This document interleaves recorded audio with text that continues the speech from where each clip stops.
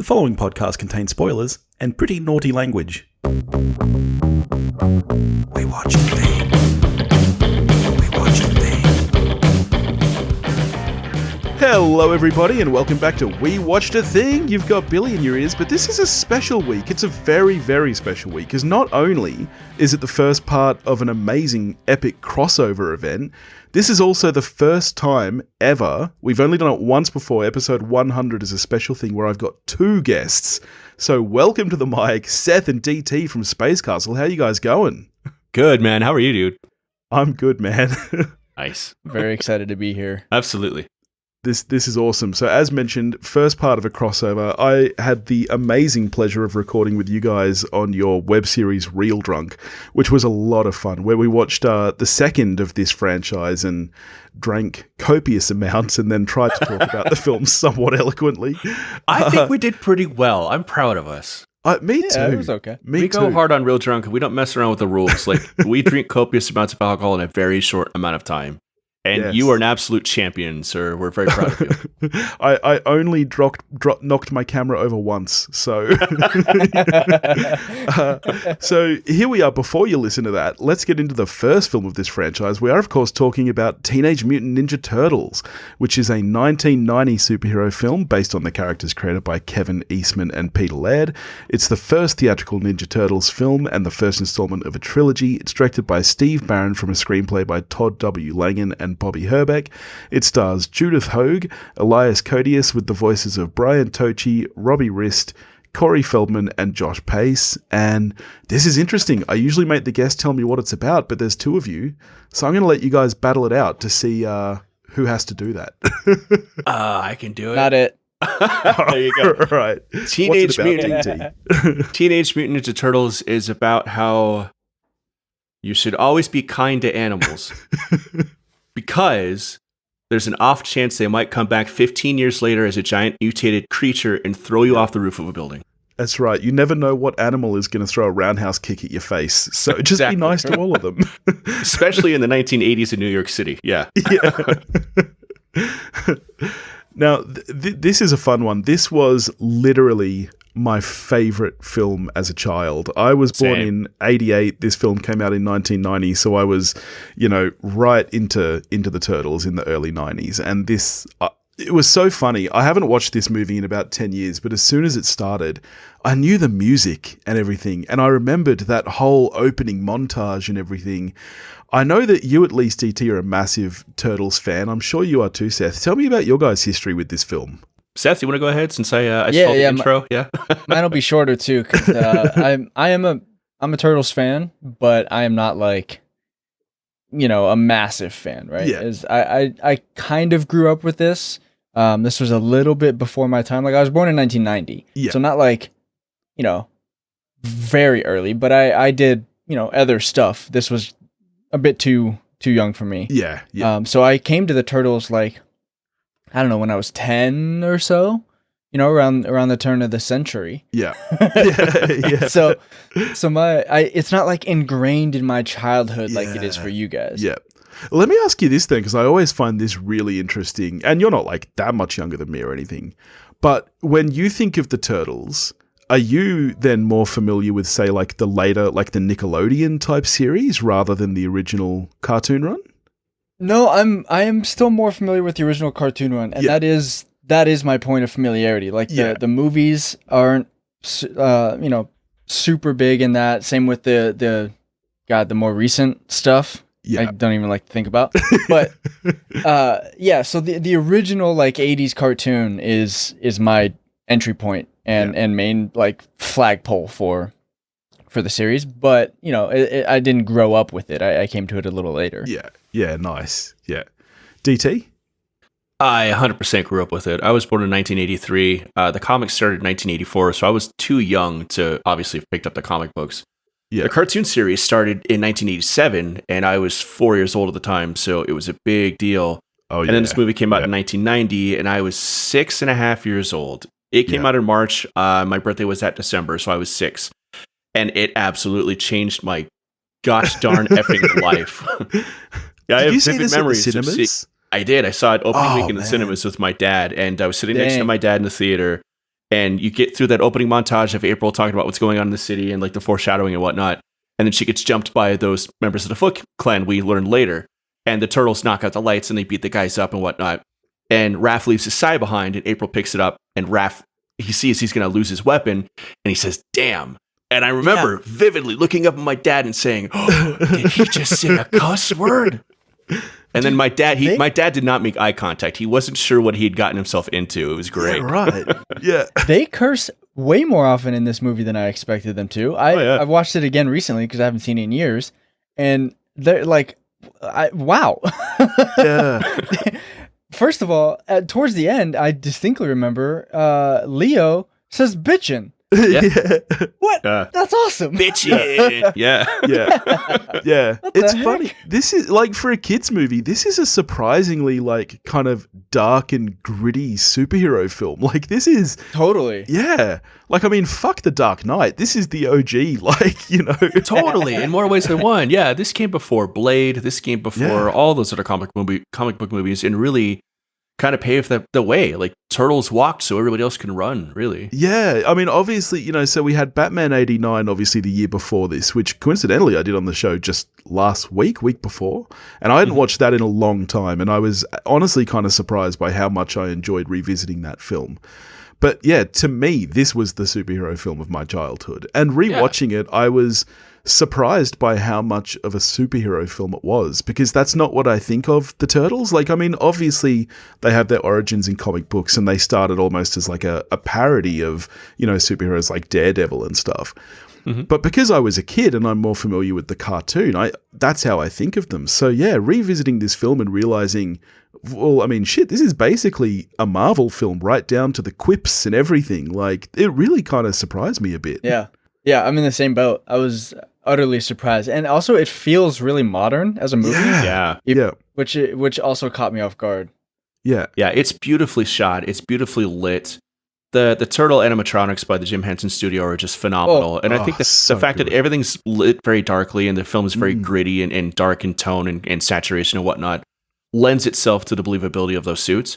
Because you look at production stills of them when the suits aren't fully engaged and they're like broadly lit and they're all washed out, they don't look as great as they do on screen. But the combination of the production techniques and the lighting and everything just makes those turtles come alive in a way that we're probably just never going to see again in live action with the Turtles. Definitely not. Yeah. I was actually going to make a point of that is with the Henson studio kind of falling out now without Henson.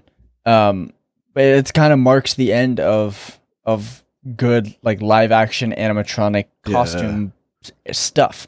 Like, the early 90s was the end of it. We will never go back to that. Yeah. Unfortunately, Jim Henson actually died just shortly after the premiere of the movie.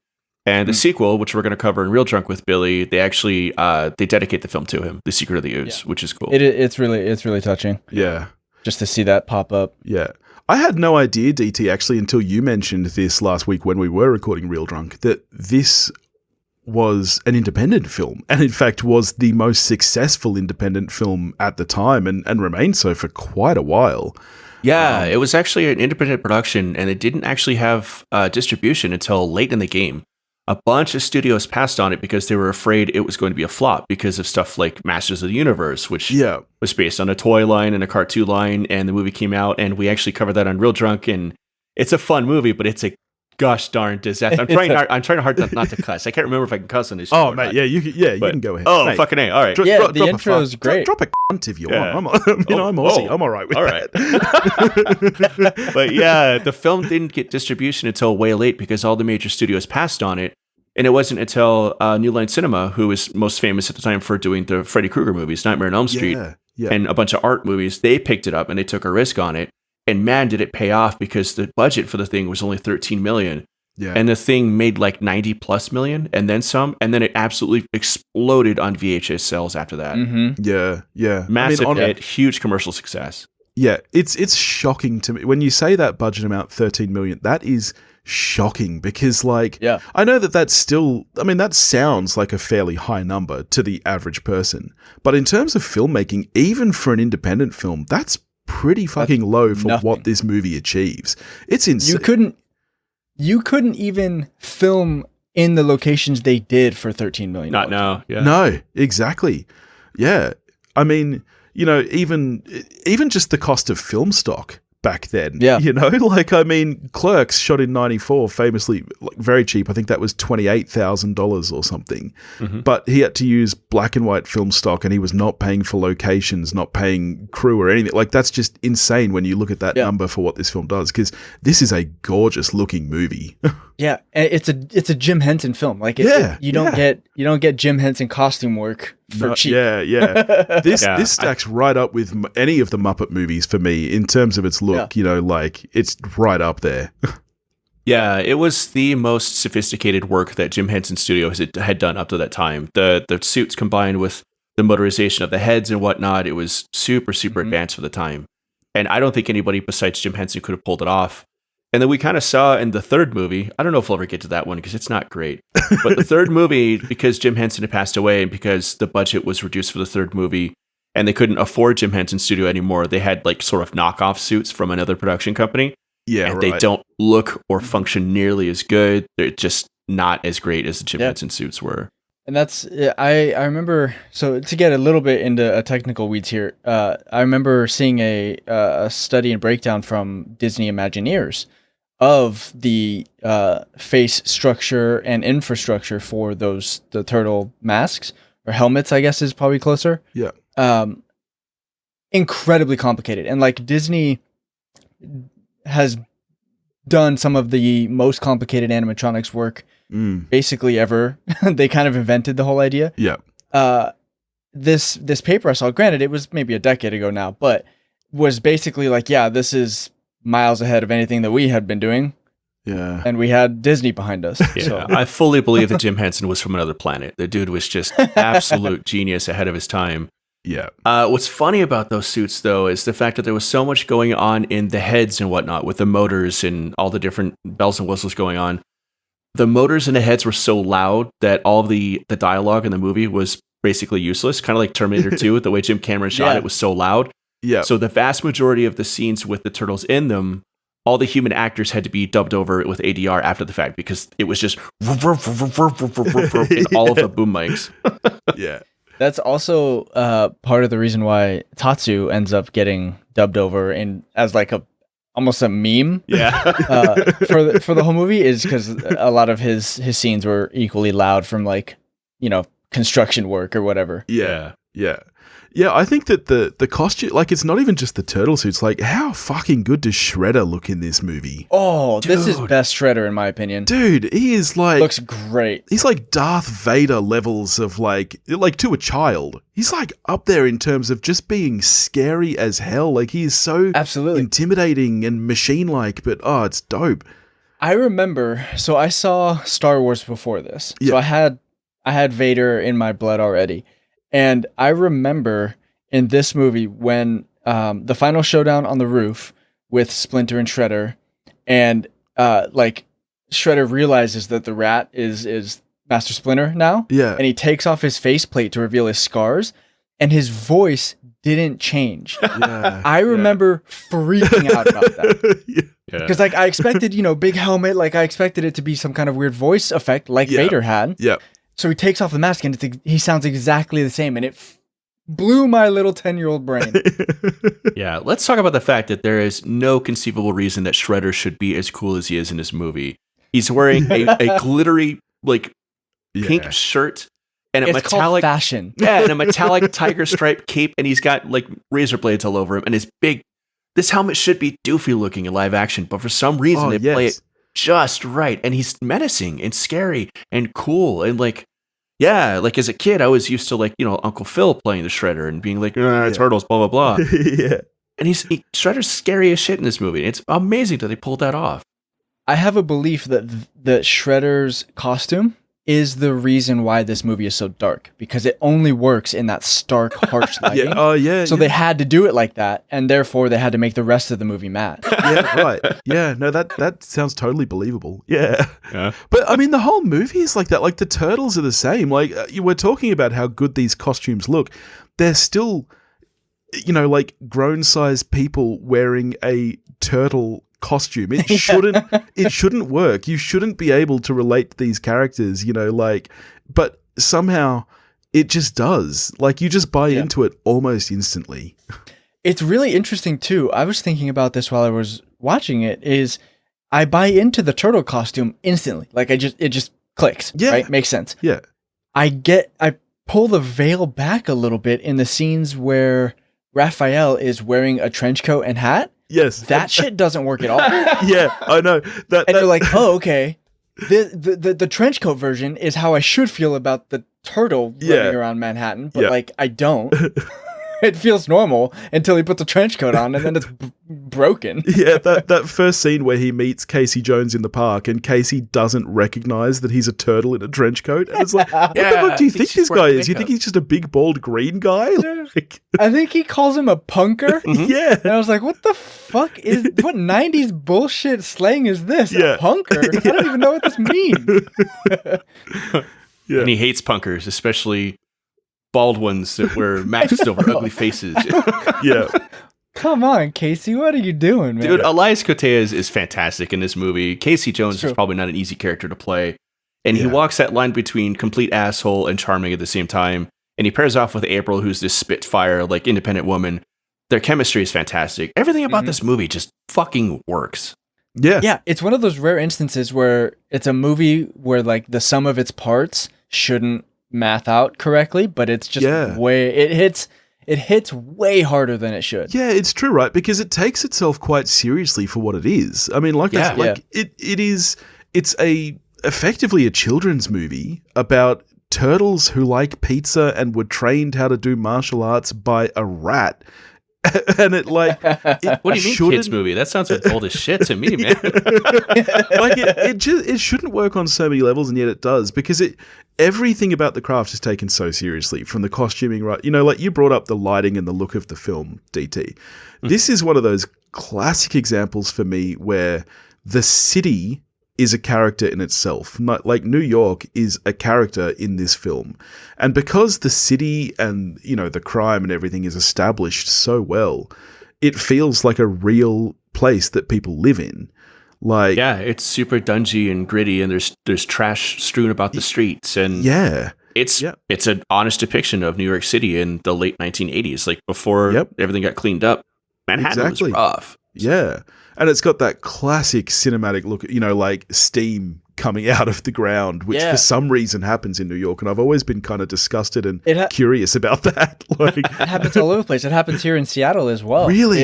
It's because I can explain it for you real fast. It's very simple concept. So the heat of the day on the streets and concrete sidewalks heats up the ground. And all of the sewer pipes underneath the ground have water and moisture and all of that, and retain that heat. So as the night cools off, the air above the street gets cold, and the heat in the pipes and the ground is still hot, making steam. Yeah, cool. I mean, visible steam. It's the same. It's the same as when your breath fogs. Right? It's not like it's not boiling water steam. It's just See, scientifically that tracks, but to me, I always just thought, "Fuck, that looks great on camera." For some reason, that doesn't happen here. I don't know why, because I don't think our sewers are built that differently, but yeah, never seen it here in Australia. I do think it's very interesting how you can tell the difference. So to clash this a little bit with our Real Drunk episode for the second movie, the sequel here, you can tell instantly that the set decorator cared a lot more about this film than whoever it was that did the second one, because you get the same, like, on the surface, you got your trash in New York. It's dingy, it's dark, it's grungy. But if you look at them, it's obvious that one is out of place. One doesn't work. It doesn't gel. It doesn't feel real. Whereas the first movie, it feels like they just set a video camera in the alley and like that was it. Yeah. The second one, they've tried to fake that look and it doesn't work. Yeah. Yeah, there's an indie quality to the first movie. A lot of handheld shots, a lot of tracking shots. Again, I go back to the lighting, because the lighting is so key. Like, every scene in this movie looks like a painting that was started on like a black canvas. It's awesome. Whereas the second movie, and we get into this quite a bit in the Real Drunk episode, this movie is very, very studio run, studio designed, studio written. And let's just give a good shout out to Steve Barron, who directed the first movie, because holy crap, what a vision. And the fact that he was so able to deftly marry the aesthetics and the darkness of the original run of comics with that expected comedy relief and whatnot, and the zaniness of the cartoons without either of them going too far, but neither of them feeling like they've been slighted either. The balance is masterful. Yeah. Unfortunately, it also got him fired before this movie was finished. Really? Yeah. About that. So Steve Barron was the director of the film, and he was fired almost towards the end of production because the studio decided that the direction he was taking the movie was much too dark, which is kind of weird to me because they waited way too long to fire him if they were worried about that. Yeah. Yeah, I mean, that's something that you probably could have even figured out from the screenplay. Sure, or like dailies or something. I mean, holy crap. Yeah. But no, they fired him very late in production. And Brian Henson, Jim Henson's son, was the second unit director for obvious reasons because he was so involved with the animatronics with the turtles and whatnot. He said years later that they actually finished the film without Barron. Like, they finished it without him in the editing suite and whatnot. Wow. And to go even further, they fired the film's editor in post-production too before the film was finished because they didn't like her work. What's funny is that woman, that editor they fired, was Sally Menke, who 4 years later went on to be nominated for an Oscar for editing Pulp fucking Fiction. Yeah. So they didn't like her work, and she went off and she became one of the best editors of all time, working with most of Quentin Tarantino, or with Quentin Tarantino in most of his films. Yeah. So there was a lot of weirdness that happened behind the scenes, a lot of cold feet, a lot of, nervousness about trying to do something so weird and experimental and something that turned out so dark. But it turned out to be the highest grossing independent film of all time, and I think it actually helped catapult the franchise into even higher levels than anybody expected, especially with the popularity of the cartoon and toys and whatnot. Yeah. The movie put it over the top. It was an absolute phenomenon. Yeah. So. It's crazy to me that they finished the production of this film without the original director and editor, and it still ended up the product it is with seemingly, I mean, like, as an end viewer, I can't feel studio interference. Yeah. It still feels fairly dark. It makes me wonder how dark it might have been if there was another cut floating around or something. Honestly, it makes me feel like it lends credence to the fact that they did it late in the game. Yeah. They had already established a feel and an editing style and all of that, so that, like, they were so deep into that without the main editor or director or whatever there, they can still carry forth that same style to finish it out. It's wild too, because this was an independent production and the studio that was going to distribute it didn't have any skin in the game, so to speak. So the fact that they fired him almost seems like they were just scared and panicking. But Steve Barron, I've seen him in myriad interviews since, and he doesn't seem to have any bad feelings about it. He's just happy to have been a part of the production. I think his vision is largely what we see on screen regardless, because what are you going to do? You're going to bring Jim Henson and crew back and reshoot the whole movie and balloon the budget twice the size. You think you are Steven Spielberg? Exactly. This is the crazy thing, is that these days that stuff happens. Like, I don't know how much of Solo was shot, for example, before they brought in Ron Howard. Like these days that is what they do. They would just scrap so much of the footage. It's insane. Well, back then, it was new. There was no precedent for, like, if a superhero movie like this could work or anything. And now, like, if they have to take another extra $200 million and reshoot it, that's fine, because they're going to make $1 billion on it anyways. Yeah. So. I mean, this is getting completely off topic, but just while we're talking about this whole studio superhero thing, what do you guys make of the whole Batgirl thing? That to me just seems insane, because no matter how bad that movie is, they were going to make money on it. DC have made money on all their other terrible films. It was finished, basically. The money's already spent. Like, it makes me sad for all the people who worked on that film. Like, can you imagine if that's what they'd done with Turtles 1990? Like, man, could you imagine if you're like, hey, I finally got my big break, I'm starring in the Batgirl movie, and then they're like, nah. It's just nuts. If they had canned the Teenage Mutant Ninja Turtles movie before it came out, I would have already invented time travel by now and gone back and maybe they did, and that's how we. And you've already fixed it. Maybe I will invent time travel. Maybe I saved the Turtle movie back in 1990. Maybe. So, DT, I appreciate it. What if destiny was never meant to be? So at the time, the film was not really very well received. Roger Ebert gave it a 2.5 out of 4 and said that it's nowhere near as bad as it might have been. Roger Ebert? That's actually pretty good. Yeah, and that was kind of one of the better reviews at the time. It currently, to this day, has a 41% on Rotten Tomatoes, but we all know that Rotten Tomatoes is a bit of a joke, really. Absolutely. But I mean, geez, like that shocks me. Like this, I just don't get it. This movie is firmly in cult territory. Like it's one of those where if you get it, it's great. But if you just look at it on the surface, or you've seen bits of the second one or the third one or whatever, like there's not really anything to hold you. Yeah. I think people just largely wrote it off because it was a Ninja Turtles movie at the height of the popularity. If you go back and you watch the movie now, there are so many brilliant, like, nuanced character moments, and it's a sweet, heartfelt, like, labor of love, and I think it just didn't get the love it deserved back then. I think it's gotten it now. Yeah. And in no small part just from me. But no, I think people just wrote it off. I think they wanted to write it off as just being a dumb kids movie, but it's really not. It's very succinctly written. The script is just masterful. The way it was executed is fantastic. Like I said, it's just I mean, there's moments in the movie that stick with me, and one of the key ones is after the turtles come back from saving April, they come and they bust into the turtle lair, and Splinter gives them a lecture about they need to take care of themselves and be safe and be careful because one day he's not going to be there. And all of them react to the idea because they're 15. They react to the idea of Splinter not being around, and they're all very solemn about it. And then Michelangelo orders a pizza, and they goof off and they dance, and Raph takes off and does this thing. And there's that scene where Michelangelo is sitting underneath the sewer grate waiting for the pizza to be delivered. And Donatello comes skating up and he asks him, like, hey, have you thought about what Splinter said about the day will come when he's not going to be around? We're not going to have him. And Michelangelo makes a joke about how, the pizza dude's late, $3 off, blah, blah, blah. And it's played off like a gag, but what it actually is it's Michelangelo refusing to have that mature moment and think about his dad not being around. It's not a cartoony joke. It's an avoidance coping mechanism. Exactly. And the whole movie is like that. These characters are nuanced and fleshed out and real and alive, and they don't get nearly enough credit for that.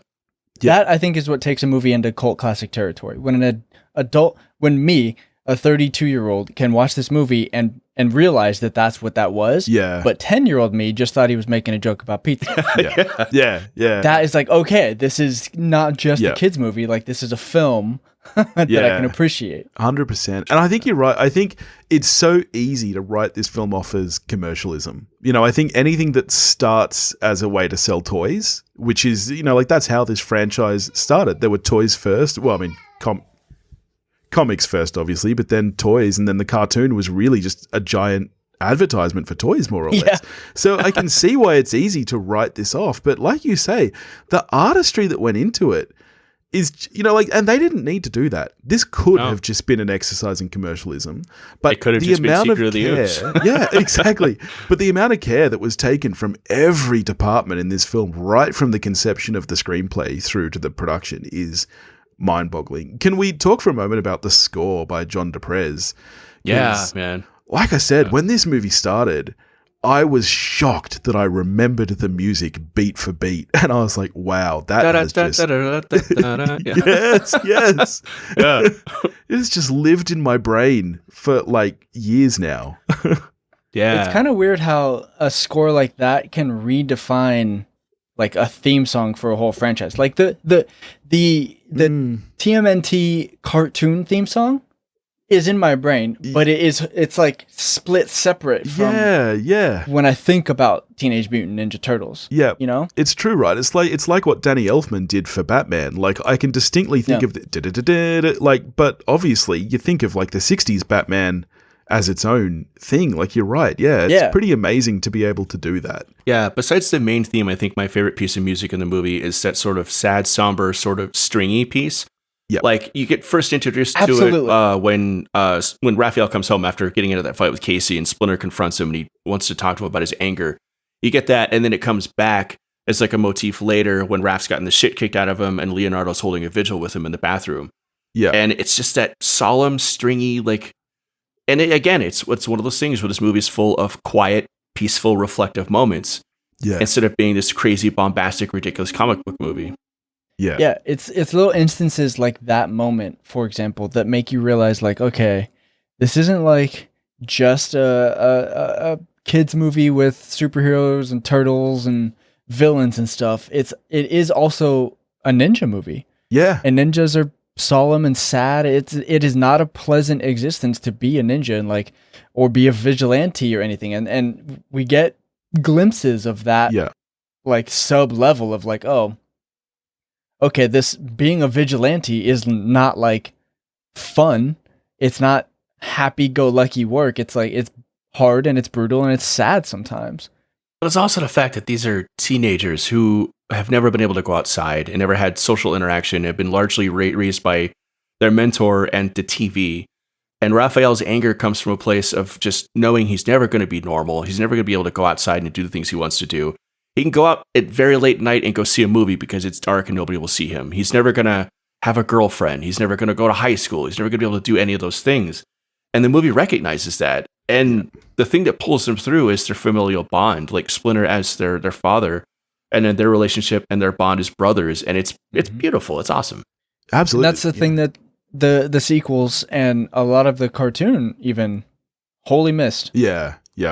That's what I was going to say, D.T. Apart from anything else, this is, a coming of age story, really. Totally. Yeah. And being a teenager is a sad, angry, lonely thing at the best of times. So lump in being a turtle and a ninja and all that junk. And it's rough, and like you said, I think that's what makes this feel more like a fleshed out movie, is that these characters are real people with real struggles.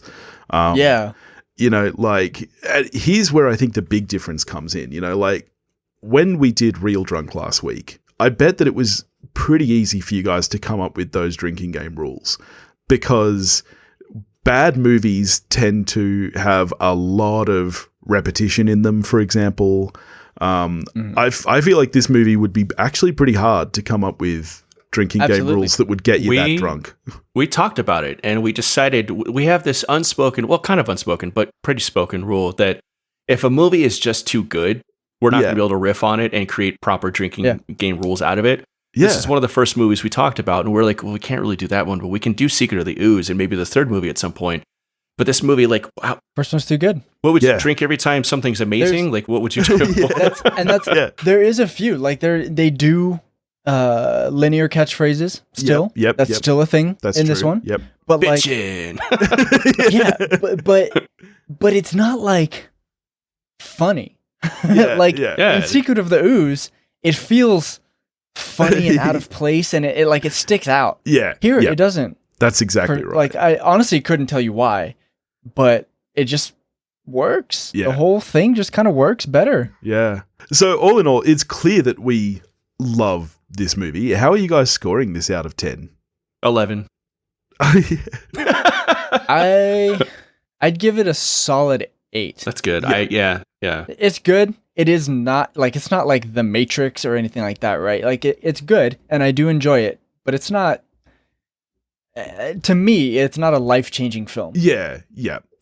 See, I'm a 9, so I'm right in the middle of you guys. And I think a huge amount of that comes down to our personal experience with this film. I think for myself and clearly for DT, there's so much wrapped up in this film with childhood and everything that it's really hard to separate. But, rewatching it, like I said, I was honestly shocked by... I almost thought that I'd go into it and it would be one of those things where it was I shouldn't have revisited this, when that happens with films that you loved as a kid. I was fully expecting that. I had the same thought going back in. It was okay, I remember really enjoying this, but how much of that is just my nostalgia for this movie, and how much of that is actually... Exactly. Because it's a good movie, and the guess that I had made at that ratio was off. Yes. It is it's a much better movie than I expected. It wasn't all chalked up to nostalgia. Yeah, 100%. So that really surprised me. And so, I have to give it a 9 because just the artistry involved in this film, such care was taken, and it is a really, really good movie. I watched this alone the other night with a pizza and a beer, and it was great. But I was like, wow, I think that my daughters would like this movie. I didn't expect that watching it, but I think they'd like this, and I can't wait to watch this with them now. It is hands down the best Turtles movie that's ever been made. It probably will be the best one that ever will be made too, honestly. Yeah, it's just I haven't lightning in a bottle. I haven't seen any of the new ones, but I have heard that's that okay. Yeah, Billy, don't do it. Don't do it, Billy. Seriously. I am a lifelong Turtle fan, and I was so angry at just the first movie. Hit you with this and one, then the Billy, second one is just a goddamn fucking nightmare. This is all you really need to know about it is we won't do it on Real Drunk because it's too bad. Yeah, that's it's pretty too bad for us to drink to and make fun of. It's a slog, man. No good. That's pretty bad. Well, speaking of bad, next week on the show I'll be joined by Joey from So Wizard doing The Room, which is famous. So Wizard's bad. He's pretty good. No, actually, I love those guys. Their show is fantastic. Yeah. So that's going to be a lot of fun. But thank you guys so much for joining me. This has been so great to revisit not only one but both of these films. So can you tell everybody about both Space Castle and Real Drunk, both of which are awesome, where they can find you guys and all that stuff? I think Seth's got our contact. I was going to say, you've got our contact information memorized at this point. I do. I'm just not good at selling our stuff. So we do Space Castle and the YouTube show Real Drunk. We've talked about that one extensively here. You can find us at spacecastlepodcast@gmail.com if you want to just send us questions or get in touch or whatever.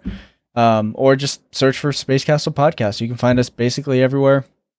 All the time, forever. We're on all major players. We're on Twitter at SpaceCastlePod, and we got a website, spacecastlepodcast.com. It's me and Seth and our good friend / relative Alex.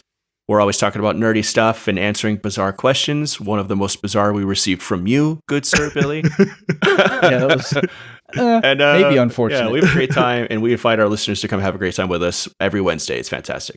Yeah, it's a great show, really well put together, really fun. You guys are all fantastic personalities, and Real Drunk is just awesome as well. So I'd recommend everybody to go check out both of those shows, and particularly, I think, is it tomorrow or the day after this drops that you'll be able to see us talk Turtles again? Yeah, I think it's the day after. Yeah.